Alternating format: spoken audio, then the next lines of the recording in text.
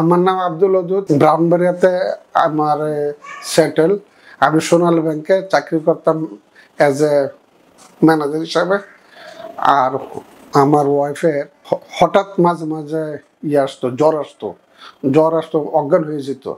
তখন কয়েকজন ডাক্তারের কাছে পরামর্শ করলাম, পরীক্ষা টরীক্ষা করে এরা এই সিদ্ধান্ত উপনীত হইলো যে ওনার মনে হয় পাথর হয়েছে কিডনিতে। এরপরে আবার পরীক্ষা করার পর বিভিন্ন, যেমন ইবনে সিনা, এভারকেয়ার, ট্রমা, এগুলো পরীক্ষা করার পর তারপর এখানে ইনসাফ বারাকা এরা সিদ্ধান্ত করলো যে পিত্তথলিতে পাথর। তখন আমরা মাসকুরুল আলম মিনা সাহেবের খোঁজ পেয়ে ওনার কাছে সম্পূর্ণ বিস্তারিত বললাম। টেস্ট দিছে, পাথর বড় হয়েছে এবং খুব ব্যথা ট্যাথা করতো। এরপরে অপারেশন সিদ্ধান্ত নিয়ে গত 22/9/2024 অপারেশন হলো।